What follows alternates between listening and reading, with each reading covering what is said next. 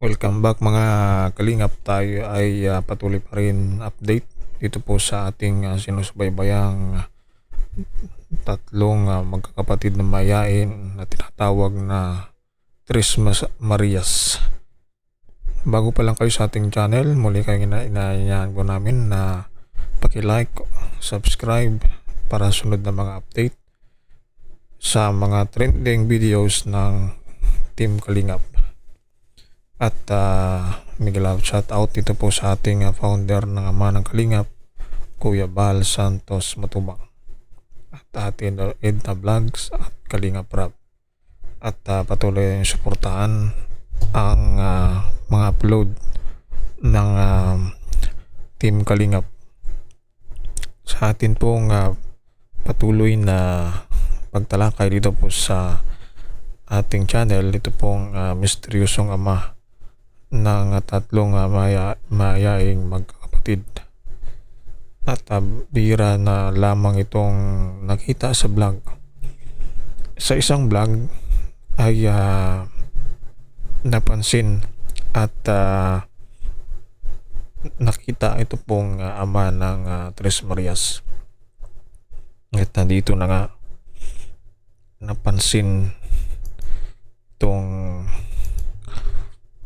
ama ng Tres Marias na kung bakit yung kanyang anak ay merong pagbabago doon po sa kanilang mga anak. At ito yung posibilidad na itong Tres Marias na ito ay dito nakuha ito pong ugali na pagkamayain. Dahil doon po sa vlog ay hindi po nagsasalita ito pong ama. At dito na nga na kumpirma na itong tatay ay mahihain din. Kaya nga ito ang patuloy na sinusubaybayan na itong magkakapatid ay nagmana dito po sa kanilang ama na sobrang ding mahihain. Kaya malaki ang impluwensya ng magulang dito sa ugali at pagkatao na mana ng mga anak. Ito pong ugali ng kanilang ama. Pero yung ama nito ay nakitaan ng kasipagan. Kaya itong ama ay hindi rin makakaila yung sakripisyo ng ama dito po sa tatlong magkakapatid. Dahil nasa bukid siya sa panahon ng itong kanyang mga anak ay nasa bahay lamang, palit kayod ang kayod ito pong ama sa bukid. Kaya masasabi natin na responsable itong ama ng Tres Marias.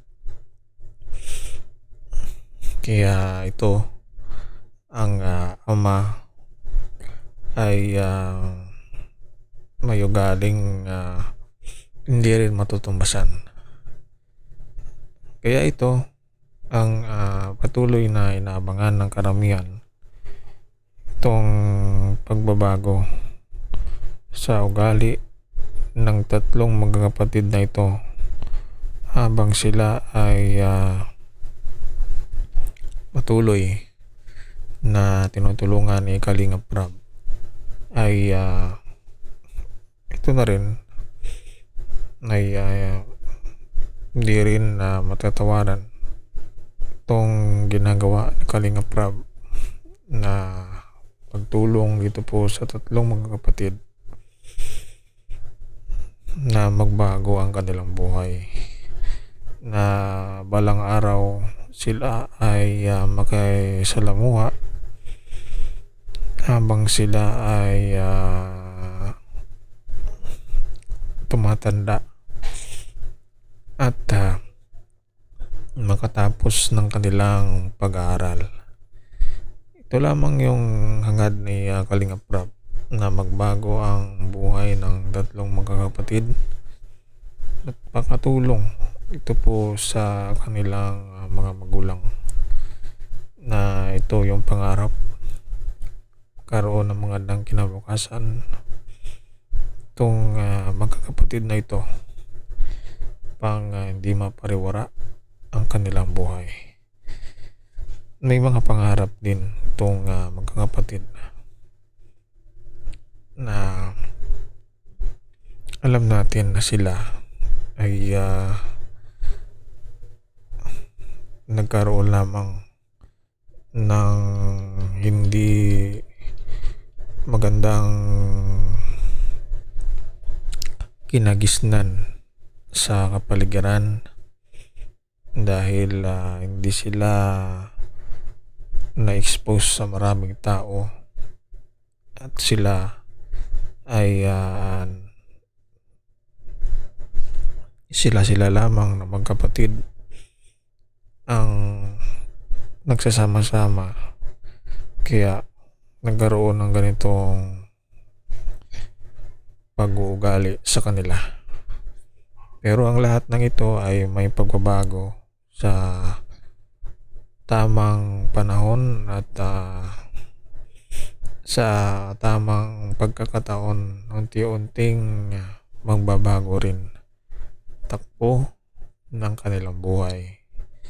Kaya ito ating patuloy na pagtutok dito po sa tatlong magkakapatid na ito.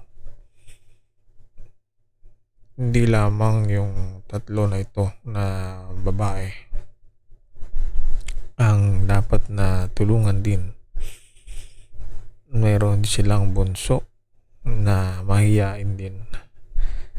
Kaya ito, silang apat dapat matulungan karoon ng pagbabago dito po sa kanilang buhay, na hindi na nahihiya sa tao at narunong ng harap sa